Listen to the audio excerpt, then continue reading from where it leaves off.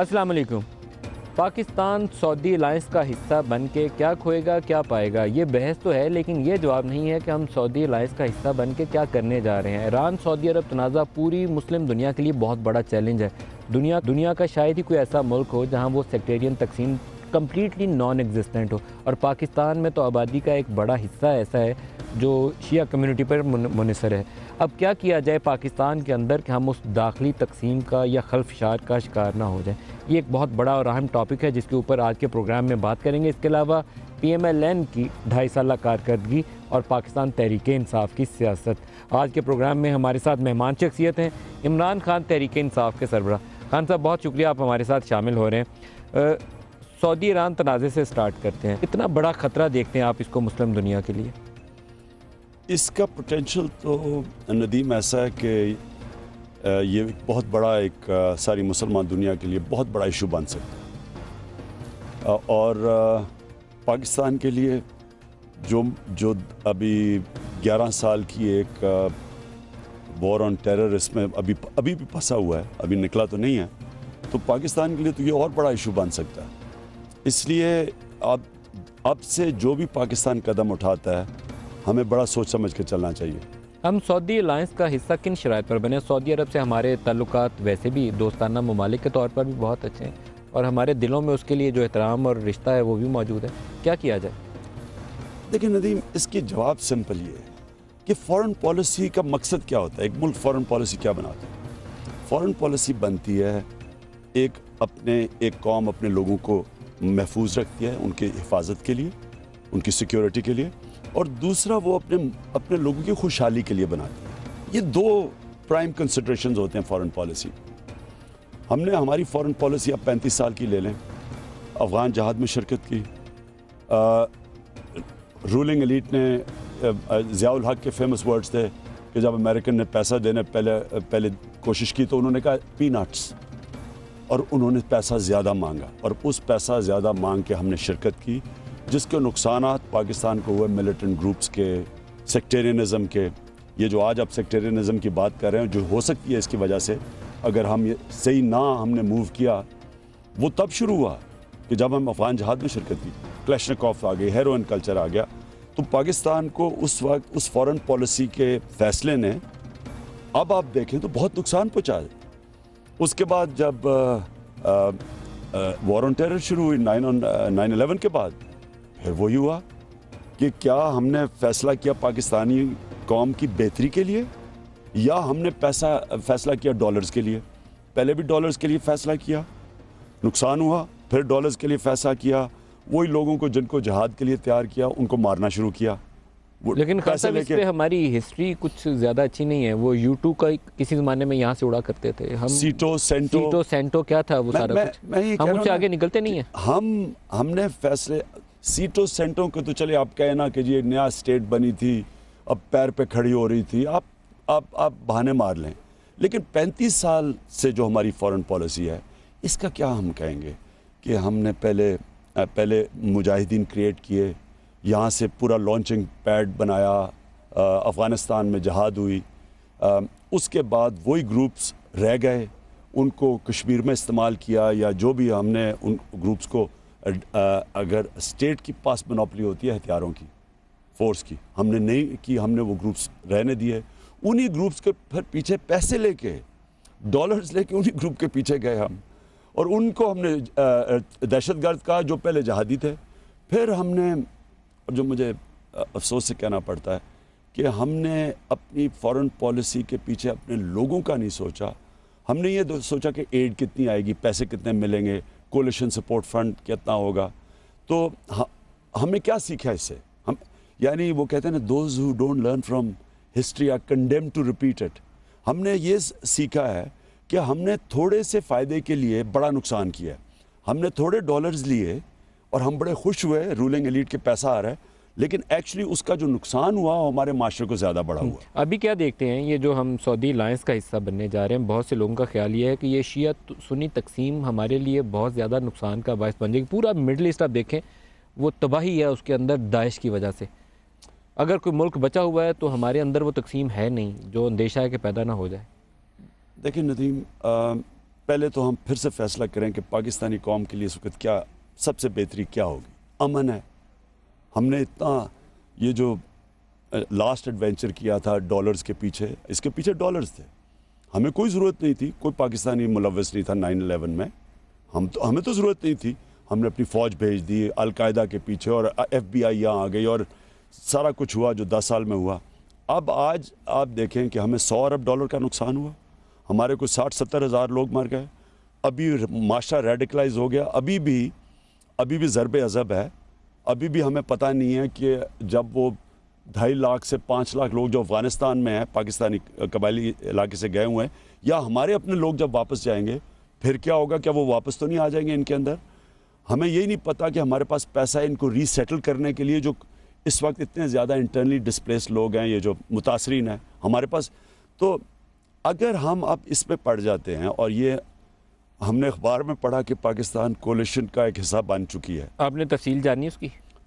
किसी को पता ही नहीं है। तो खुद जो हमने स्टेटमेंट सुनी है, जो मैंने पढ़ी अखबार में, जो एडवाइज़र हैं सरताज अजीज़ की, उससे तो हमें कोई पता नहीं चला कि क्या वजह है। हमारा नाम आ गया और इसके क्या इम्प्लिकेशंस है, पाकिस्तान क्या करेगा। तफसील जानने की आप कोशिश कर रहे हैं? वो उन्होंने बयान करना है। अब सऊदी फॉरेन मिनिस्टर आज आ रहे हैं, गालिबन बयान करेंगे। मैं ख़ुद जा रहा हूँ, कल मैं ईरानियन एम्बेसी भी जाऊँगा और कल सऊदी अरेबिया की एम्बेसी में भी जाऊँगा। हम अपने आप को पता चलवाएंगे कि हो क्या रहा है। लेकिन ज़रूरी ये है कि हम फिर से कोई फ़ैसला जो करें तो देखें पाकिस्तानी कौम की बेहतरी किस में है। वी शुड टेक साइड्स, या हमें कोई मुसालियत का रोल करना चाहिए? दोनों हमारे दोस्त ममालिक हैं। बिल्कुल साइड्स नहीं लेनी चाहिए। देखें साइड्स एक तो पहले हम देखें कि हम साइड्स लेके क्या पाएंगे, क्या खोएंगे। एक तो हम एक कौम अमन चाहती है, इसका फॉल आउट पाकिस्तान में आ सकता है। सेक्टेरियनिज़म आ गई है, मिलिटेंट सेक्टेरियन ग्रुप्स हैं पाकिस्तान में। हमें बिल्कुल हिस्सा नहीं लेना चाहिए। हमें कुछ अगर करना चाहिए तो सालिस का किरदार अदा करना चाहिए। बाकी हमें कोई किसी किस्म की साइड्स लेनी नहीं चाहिए और कोशिश करनी चाहिए कि ये ना बढ़े आगे, ये कॉन्फ्लिक्ट आगे ना बढ़े। एक क्वेश्चन दाइश के हवाले से, क्योंकि दाइश भी एक ख़तरा है। आपको लगता है कि ये हमारे लिए मज़ीद बड़ा ख़तरा बन सकता है? क्योंकि कराची के अंदर लोग पकड़े गए हैं, पंजाब से वो लोग कह रहे हैं कि अफ़गानिस्तान जा रहे हैं और सीरिया जा रहे हैं, 42 लोग गिरफ़्तार हुए। उसके लिए क्या करना चाहिए?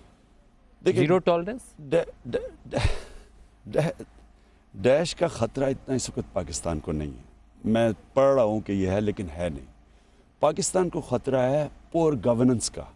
देखें, आप माशरे में जब इंसाफ नहीं ना देते तो इंतशार होता है। वो इंतशार किसी चीज़ में भी होता है। जुर्म बढ़ जाते हैं, डकैतियाँ बढ़ जाती हैं। आप पढ़ लें कि क्राइम बढ़ती जा रही है, और क्राइम बढ़ेगी अगर हम अपने गवर्नेंस सिस्टम को ठीक नहीं करेंगे।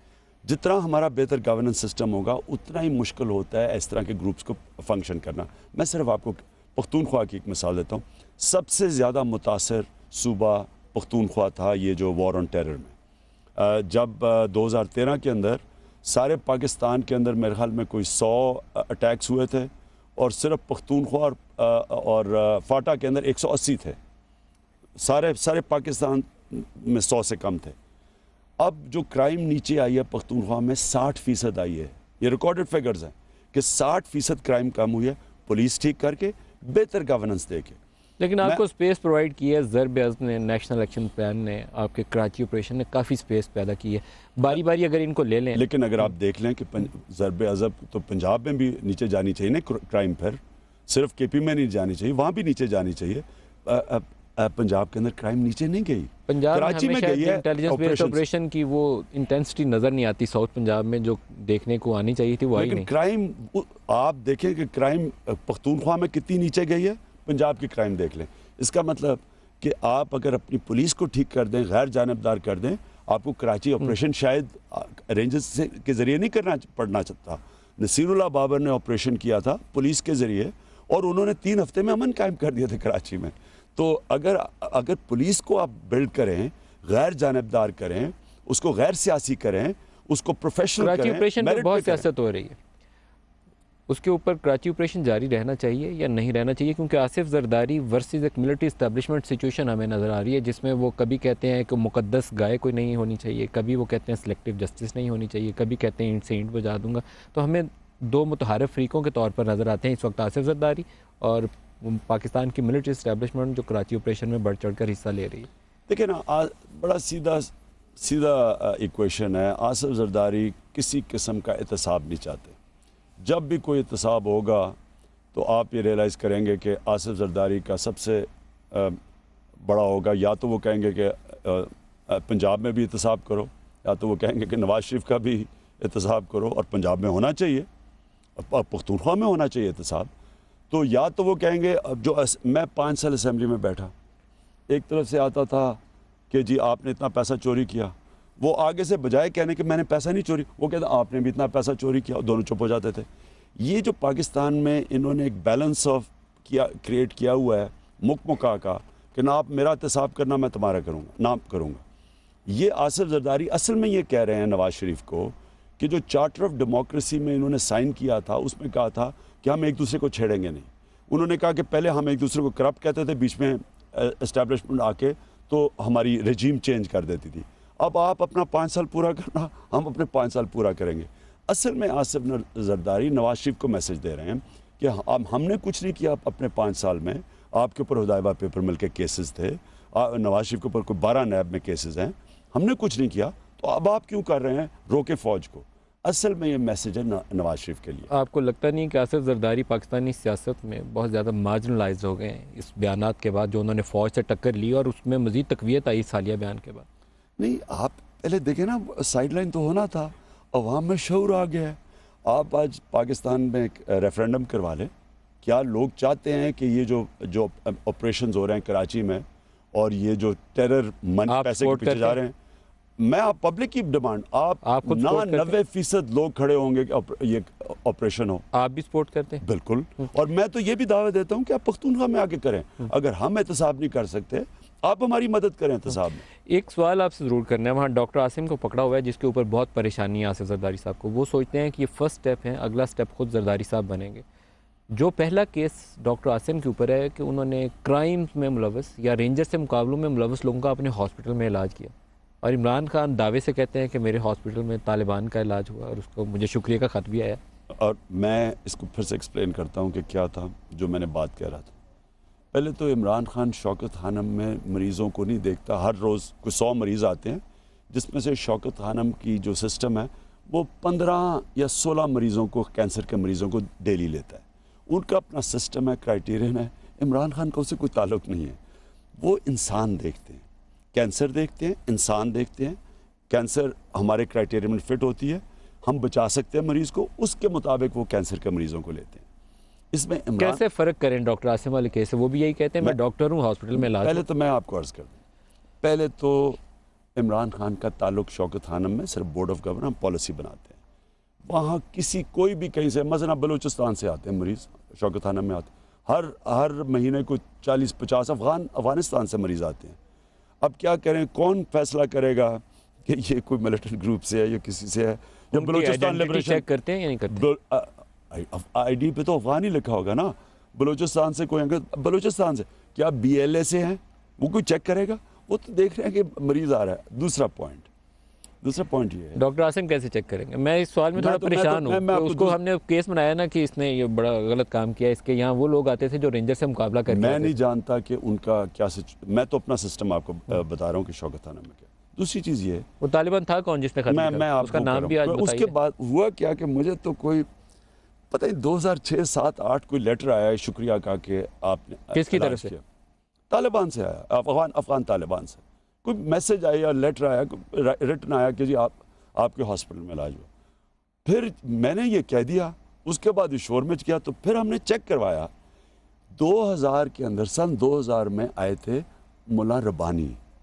चेक हमने हॉस्पिटल के रिकॉर्ड में चेक किया। मुल्ला रब्बानी जो थे वो जब आए थे तब तालिबान को पाकिस्तान गवर्नमेंट रेकग्नाइज करती थी। मुल्ला रब्बानी का इलाज हुआ शौकत खानम हॉस्पिटल में? जी। ये आप ऑफिशियली कंफर्म कर रहे हैं? हाँ जी, हमारे हॉस्पिटल के रिकॉर्ड्स में उन्होंने, फिर जब बात होगी, मुझे तो नहीं पता था, मुझे याद नहीं था, क्योंकि मुझे बाद में उन्होंने थैंक किया जब हो गया। तो ये था 2001 में, तब भी, और ये हमारे रिकॉर्ड में है, ये कोई चेक कर, तब पाकिस्तान गवर्नमेंट तालिबान को रेकग्नाइज करती थी, अफगान तालिबान को। हाँ साहब, एक शॉर्ट ब्रेक ले लें, एक ब्रेक ले लें जी, हमारे साथ रहिएगा।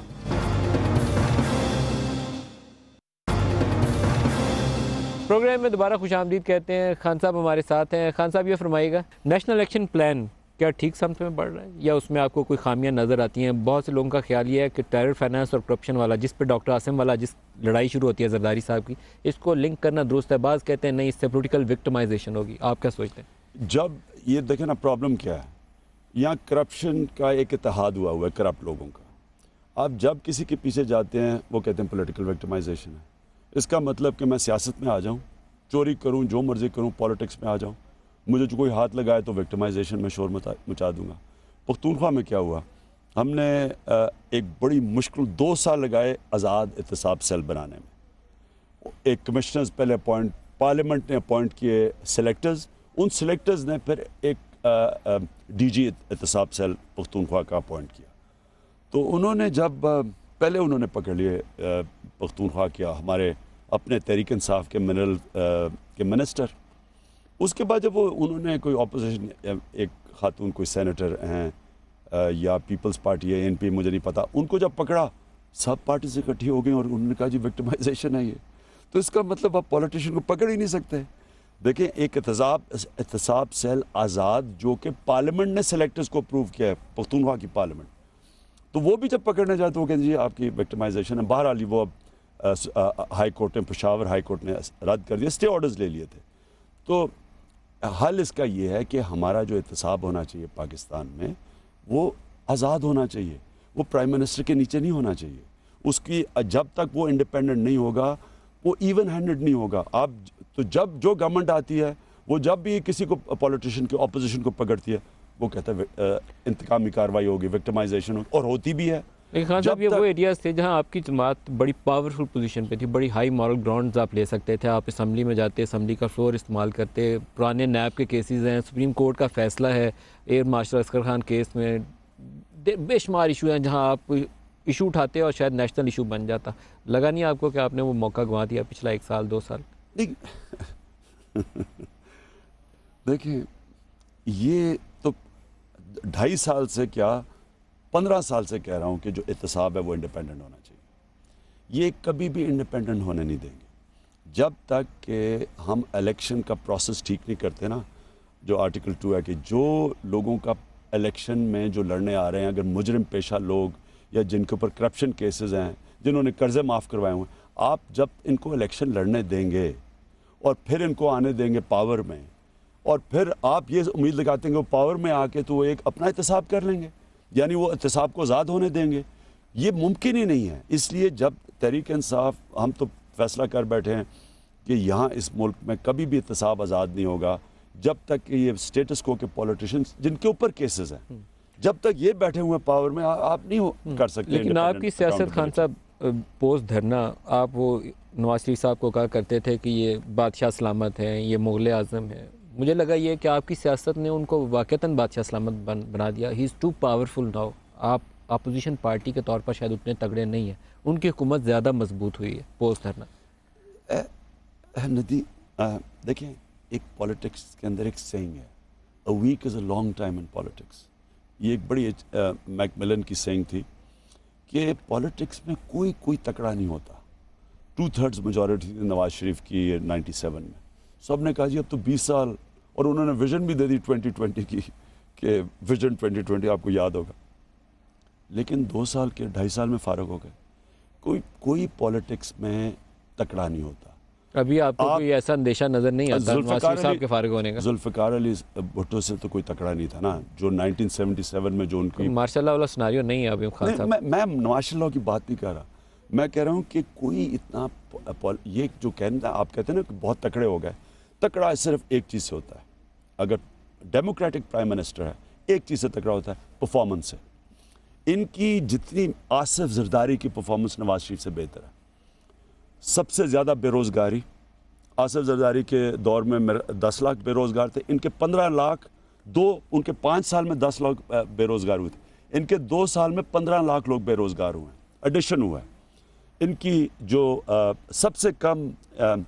सबसे कम इन्वेस्टमेंट आई है पाकिस्तान की तारीख में इन 2 सालों में, पाकिस्तान की तारीख, उनकी फिर भी थोड़ी ज़्यादा थी। डायरेक्ट टैक्सेशन सबसे कम हुई है कलेक्शन इस बारी, डायरेक्ट टैक्सेशन। इनडायरेक्ट टैक्सेशन उन्होंने बढ़ा दिया। लोगों के लिए डायरेक्ट और इनडायरेक्ट टैक्सेशन का फ़र्क क्या है कि डायरेक्ट टैक्सेशन होती है पैसे वाले लोगों से पैसा इकट्ठा करना, वो असल टैक्सेशन होती है रिफॉर्म करके आती है, आप एफबीआर को चेंज करें जो असल पैसे तो मियां साहब ने एमनेस्टी स्कीम भी दे दी है। और जो दूसरा इनडायरेक्ट टैक्सेशन है वो कीमतें बढ़ा के पैसे इकट्ठे करते हैं। मसलन जीएसटी बढ़ा दिया, डीजल के ऊपर 50% जीएसटी लगा दिया, इससे गुर्बत बढ़ती है। इन्होंने इनडायरेक्ट टैक्सेशन सबसे ज़्यादा की, डायरेक्ट टैक्सेशन नीचे आ गई, यानी गरीब को गरीब कर रहे हैं, अमीर को अमीर कर रहे हैं। आप भी और मैं भी एक लीटर डीजल पे उतना ही जीएसटी दे रहे हैं जितना बेचारा एक आदमी जो कि मुश्किल से मोटरसाइकिल अपना चला के करता है। यानी ये जो इनडायरेक्ट टैक्सेशन है ये गुर्बत बढ़ाती है, ये अमीर को और गरीब में फासले बढ़ा देती है। तो इन्होंने सबसे ज़्यादा इन्होंने किया। आप हैरान होंगे कि पाकिस्तान की तारीख में किसी ने इतने कर्जे नहीं लिए जो इन्होंने 2-2.5 साल में ले लिए, किसी ने, और इतने महंगे कर्जे किसी ने नहीं लिए जो इन्होंने ले लिए। हम इंशाल्लाह ट्यूसडे को पूरा रिव्यू देंगे इनकी मिड टर्म का कि इन्होंने जो इनकी इकोनॉमिक परफॉर्मेंस है, कहते हैं ना तजर्बाकार हैं, बहुत तजर्बा था इनको, किसी की इतनी बुरी परफॉर्मेंस नहीं है। इनकी जो गवर्नमेंट कॉरपोरेशंस हैं, पीआई हैं, ये स्टील मिल बंद हो गई है, उनको आप प्राइवेटाइज करने जा रहे हैं। किसी की अगर ये इतने तजर्बाकार थे तो कुछ तो करते। लेकिन उनकी भी एक तनकीद है खान साहब आपके ऊपर, वो कहते हैं कि आपकी पार्टी आपसे नहीं चलाई जाती, आप हुकूमत कैसे चलाएंगे। वो तो बड़ा दावे से कहते हैं कि आपकी पार्टी नीचे चलेगी। पहले तो मुझे ये बता, इनसे मैं ये सवाल पूछता हूँ, आपको इंडिपेंडेंट सर्वे करवाएं। हम आज पख्तूनख्वा की परफॉर्मेंस देख लें, गवर्नेंस की परफॉर्मेंस देख लें, इनकी देख लें। ये छठी बारी है इनकी पंजाब में, इनकी तीसरी बारी है वजारत उज़्मा। हमारी पहली दफ़ा इस तहरीक इंसाफ को मौका मिला है। आज आप पख्तूनख्वा में करप्शन देख लें, सबसे कम सारे सूबों में मुकाबला। मैं चैलेंज करता हूं कोई जाके कोई बड़ा करप्शन का केस बता दे। आप वहाँ की गवर्नेंस देख लें, पुलिस देख लें, मिसाली पुलिस, और पुलिस एक आम आदमी के लिए सबसे अहम चीज़ है। लेकिन ये जहांगीर तरीन के इलेक्शन से पहले कुछ 6 आप ज़िमनी इलेक्शन हारे हैं, बल्दियाती इंतखाबात आप सारे हार गए हैं, तो आपको कैसे क्रेडिट दिया जाए? नून लीग से ज़्यादा लोगों को लगता है नवाज शरीफ को ज़्यादा पसंद कर। आप अगर ज़िमनी आप पहले तो ये देख लें बल्दियाती इलेक्शन, आज तक मुझे बताएं कौन सी सिटिंग गवर्नमेंट हारी है। एक मुझे मिसाल दे दें। नून लीग और जब काफ लीग का मुकाबला हुआ था 2008 तक 7 तक, जब काफ लीग की हुकूमत थी, नून लीग के पास एक नाज़िम नहीं था सारे पंजाब के अंदर, और उनकी सीटें देख लें असेंबली में कितनी थी। उनके बाई इलेक्शन कितने जीते थे काफ लीग से? एक नहीं जीते थे। तो ये कहना कि अगर आप बाई इलेक्शन, और बाई इलेक्शन के अंदर आप परफॉर्मेंस देख लें, यानी जहांगीर तरीन की परफॉर्मेंस देख लें, अलीम खान की देख लें, उससे नीचे जो शुएब सिद्दीकी, उन्होंने नवाज शरीफ के रिश्तेदार को हरा दिया। अलीम खान की क्या तो दोबारा चैलेंज किया हुआ आपने? अलीम खान का बहुत सॉलिड केस है। ये नादरा को ऊपर पूरा प्रेशर है, इलेक्शन कमीशन पे प्रेशर है। इलेक्शन कमीशन ने सिर्फ 812 वोट्स वेरीफाई किए हैं जो फॉर्म ए, मतलब कि जो हल्के से बाहर गई हैं अंदर आई हैं। 31,000 वोट हल्के से अंदर और बाहर गई हैं जिनके ऊपर नादरा ही कर सकती है। और नादरा के हमने जो चेक किया है 7 या 8,000 वो ऐड हुए होंगे जो कि 18 और 19 साल के हुए होंगे जो कि वोटर्स लिस्ट में आए होंगे। 21,000 वोट का कोई पता नहीं है। आपकी तवक्को के मुताबिक अगर फैसला नहीं देता इलेक्शन कमीशन तो फिर क्या करेंगे? फिर हम अभी देख रहे हैं, कल केस है और देखेंगे, इसके बाद अपना लाएमल तय करेंगे। क्योंकि ये देखें, ये इलेक्शन फ्रॉड है, ये कोई बेज़ाब्तियाँ नहीं है, ये इलेक्टरल फ्रॉड है, सीधा सीधा फ्रॉड है कानून के मुताबिक। हम डिमांड करेंगे इलेक्शन कमीशन से इसके ऊपर फैसला। 122 का तो फैसला चलें अगले चंद रोज़ में पता चल जाएगा। 2018 की क्या तैयारी कर रहे हैं? देखिए 2018 तो दूर है। आपने बात की पार्टी में हम, आपने कहा ना कि नून लीग कह रही है कि पार्टी के हालात, पार्टी इस वक्त इतनी बड़ी हो गई है कि वाकई एक बात ठीक है कि एक वक्त पे तो अमन था ना, पार्टी में कोई लड़ाई भी नहीं थी। अब इतनी बड़ी पार्टी हो गई है कि हम अपने आप पार्टी को बिल्कुल पूरी तरह रीऑर्गेनाइज करवा रहे हैं। रीऑर्गेनाइजेशन का सबसे बेहतरीन तरीका है पार्टी इलेक्शंस। अब पहले तो इन्होंने, बाकी पार्टीज़ ने अगर इन्होंने कोई मॉडल दिया होता पार्टी इलेक्शंस का तो हम इनको फॉलो करके अपना इलेक्शन करवा देते। हमने पहला इलेक्शन करवाया, वो ठीक नहीं हुआ। उसके अंदर हमारे से यानी इतना 70 लाख की जो वोटर्स लिस्ट थी वो हम बना ही नहीं सके से, इतना उसमें बड़ी मसले आए। री इलेक्शन फिर अनाउंस करवा दिया जस्टिस वजी ने। अब हमारा हो रहा है री इलेक्शन। और इसके अंदर हमने जो जो गलतियां की थी वो दूर करके अब हम इंशाल्लाह 15 तारीख को सारी हमारी पार्टी डिज़ोल्व होगी। हम मेंबरशिप करेंगे। 15 जनवरी को डिज़ोल्व होगी पूरी पार्टी डिज़ोल्व करेंगे। उन्होंने तस्नीम नूरानी ने अनाउंस कर दिया।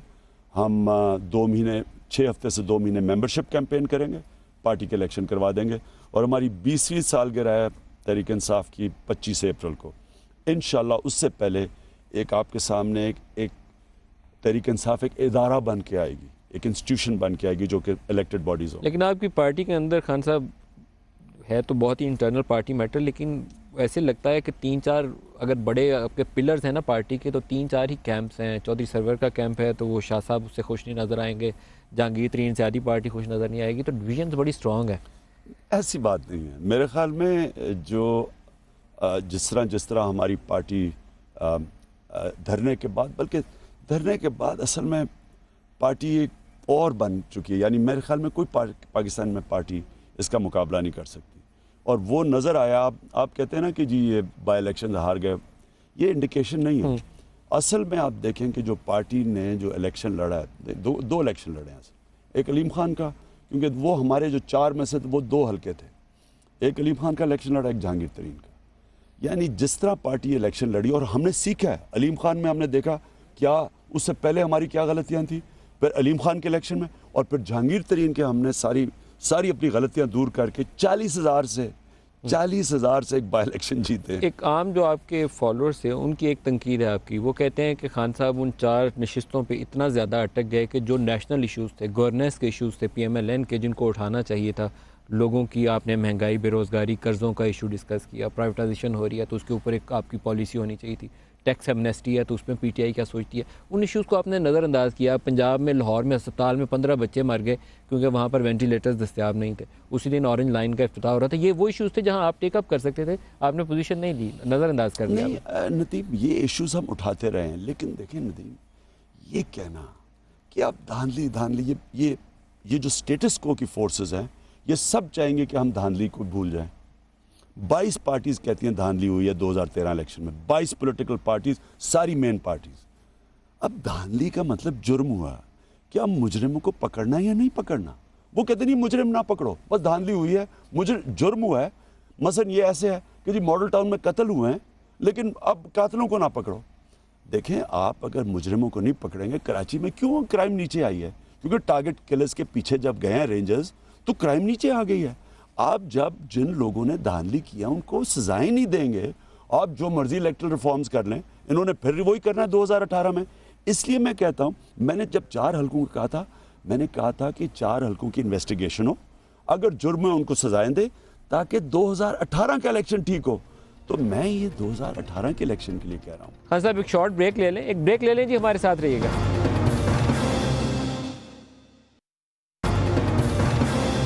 प्रोग्राम में दोबारा खुशामदीद कहते हैं। खान साहब हमारे साथ हैं। खान साहब ये फरमाइएगा, टैक्स एमनेस्टी पे आपकी क्या पॉलिसी है? कि 2018 का इलेक्शन हमने तो ये नहीं छोड़ना धांधली का इशू, क्योंकि हमें पता है इन्होंने फिर से जिस तरह ये बल्दियाती इलेक्शन में इन्होंने धांधली किया, कोई ऑपोजिशन पार्टीज में सिंध और पंजाब में पूछ लें, सब कहते धांधली हुई है, तो किसी को नहीं कुछ सजा मिली। इसलिए हमने ये छोड़ना नहीं है इशू, क्योंकि हमने 2018 का इलेक्शन ठीक करवाना। टैक्स एमनेस्टी का इशू इस तरह है कि जो ईमानदार है ना, ये ईमानदारी को टैक्स है। ये असल में एमनेस्टी का मतलब ये है कि जिन्होंने टैक्स चोरी की है, जो करप्ट लोग हैं, क्योंकि ब्लैक का पैसा करप्ट लोगों के पास है, उनको आप बेनिफिट दे रहे हैं। जो बेचारे दयानतदारी से अपने टैक्स दे रहे हैं, उनको आप सजा दे रहे हैं। एक और उन्होंने निकाला हुआ कि आप हवाले के ज़रिए पैसा बाहर भिजवाएं, वहाँ से पैसा वापस आए और वो नो क्वेश्चन आस्क्ड, वो ब्लैक का पैसा वाइट हो जाए। ये जो स्कीमें दी हुई हैं, ये ईमानदारी के ऊपर टैक्स है। कौन हमारी आप देख लें टैक्स जो अच्छी टर्म है, ईमानदारी के ऊपर टैक्स है ये, लेकिन आपको इसको टेकअप करिए जी, कौमी असम्बली में जाइए, वहाँ पर पूरा इसके ऊपर एक लंबी चौड़ी तकरीर दीजिए, नेशनल मीडिया में रिपोर्ट हो। खान साहब, आप कौमी असम्बली नहीं जाते, जैसे नवाज शरीफ साहब नहीं जाते, आप भी नहीं जाते? नहीं, कौमी असम्बली में आपको पता है कल कोरम ही पूरा नहीं हुआ, गवर्नमेंट खुद ही नहीं इंटरेस्टेड, तो जाना क्या। मैं जाऊँगा, लेकिन मैं जाऊँगा इस एमनेस्टी के ऊपर। हम ये उन्होंने दे दिया ये फैसला करने के लिए कमेटी को, अभी आया नहीं है फ्लोर के ऊपर बिल, ये जब आएगा तो तब मैं जाऊंगा। लेकिन ये इसलिए इम्पॉर्टेंट है कि ये पाकिस्तान की फ्यूचर है।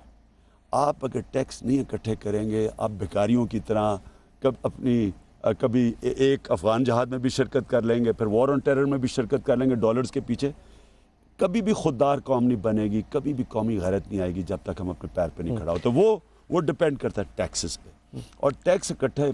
मैं सिर्फ नदीम, मैं आपको एक बात कहना चाहता हूँ, देखिए ये कौम कि कितना हम अपनी कौम को अंडर एस्टिमेट करते हैं कि हम अपना ख़र्चा पूरा नहीं कर सकते और कर्ज़ों के ऊपर गुजारा कर रहे हैं। शौकत खानम के लिए मैं सिर्फ कौम को बताना चाहता हूँ कि ये वो कौम है, अगर आप इनको इत्माद हो जाए आपके ऊपर कि इनका टैक्स इनके ऊपर ख़र्च हो रहा है, इनको इत्माद हो जाए कि इनका टैक्स ये बादशाह सलामत के लाइफस्टाइल पे नहीं खर्च हो रहा, कौम की तालीम से साफ़ पीने पानी पे हो रहा है। शौकत खानम, हमने 80 करोड़ रुपया इकट्ठा करना था दिसंबर के महीने में हॉस्पिटल को खोलने के लिए, 80, क्योंकि हमने इक्विपमेंट देनी थी, ऑर्डर्स देने थे उसके। 90 करोड़ रुपया इन्होंने एक महीने में इस कौम ने इकट्ठा करके दिया शौकत खानम के लिए, पेशावर के लिए। देखिए ये कौम को जब आप आजमाएंगे, इनको इत्माद हो जाए कि गवर्नमेंट हमारा टैक्स का पैसा हमारे पे खर्च कर रही है, खुद टैक्स दे रही है, खुद अपना पैसे बाहर रखे हुए हैं, बच्चे बेटा 600 करोड़ रुपए के घर में रह रहा है बाहर, एसेट्स डिक्लेयर्ड नहीं है, तो लोगों को कह रहे हैं आप टैक्स दें। कभी यहाँ टैक्स इकट्ठा नहीं होगा जब तक कि दयानतदारी से आप लोगों का टैक्स इकट्ठा करें, दयानतदारी से उन पे खर्च करें और अपने मिसाल से शुरू करें, खुद पहले टैक्स दें, असासे डिक्लेयर करें। ये अनफॉर्चुनेटली हमारी जो रूलिंग एलीट है, अब दोनों आसिफ जरदारी के भी पैसे बाहर पड़े हैं, नवाज शरीफ के और इनकी फैमिली के पैसे बाहर पड़े हैं। अच्छा, क्विकली 2 सवाल पूछ लें हमने, क्योंकि सऊदी ईरान रिलेशन का भी जिक्र किया है, इंडिया के साथ ताल्लुकात कैसे होने चाहिए? पठानकोट वाले वाक़े के बाद दोबारा वो इल्ज़ाम तराशी बातचीत करनी है तो ये करो, क्या होना चाहिए? देखिए नदीम, मैं फिर से सवाल ये करता हूँ अपनी कौम से कि हम क्या चाहते हैं, फ्यूचर में क्या चाहते हैं? हम क्या ये चाहते हैं कि हमारी कौम, हमारे इस मुल्क में गुर्बत कम, आधी आबादी गुर्बत की लकीर से नीचे चली गई है, हमारे आधे पाकिस्तान के बच्चे अपने पूरे कद पे नहीं पहुंचते क्योंकि खुराक पूरी नहीं मिलती, हमारे कोई 2.5 करोड़ बच्चे स्कूलों से बाहर हैं। अगर हमने अपने मुल्क को चेंज ना किया, आगे का सोचें, 60% पाकिस्तानी 20 और 25 साल की उम्र से कम है। 60% चेंज से मुराद यह है कि ऐसे जो इंतहापसंद ग्रुप्स हैं उनका खात्मा किया जाए। मैं कुछ और कर रहा हूँ, मैं ये कह रहा हूँ कि आज हमें बहसीत कौम फैसला करना पड़ेगा कि हम 10 साल के बाद अपने आप को कैसे देख रहे हैं। मुझे क्लियर है, हमारी टॉप प्रायोरिटी होनी चाहिए नंबर 1 गुर्बत ख़त्म करने की। हमें इमरजेंसी जो भी हमारी पॉलिसी बने, CPEC मसलन है, ये जो चाइना कॉरिडोर, CPEC के ऊपर आपके बड़े तहफ़्फ़ुज़ात हैं। मैं अब ये बताता हूँ ना, मैं अगर CPEC बन रहा है, मैं सबसे पहले कोशिश करूँ कि कैसे हम मेरा इस मुल्क में गुर्बत कम खत्म। क्यों तहफ़्फ़ुज़ात हैं CPEC पे आप? मैं उसके ऊपर अभी आता हूँ।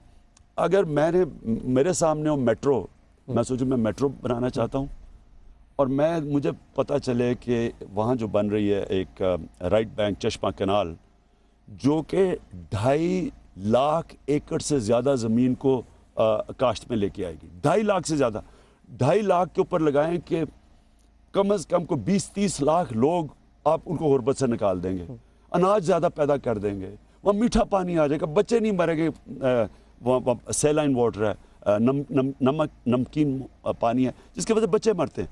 तो मैं सोचूंगा वो प्रोजेक्ट जिससे मेरे मुल्क में गुर्बत ख़त्म होगी।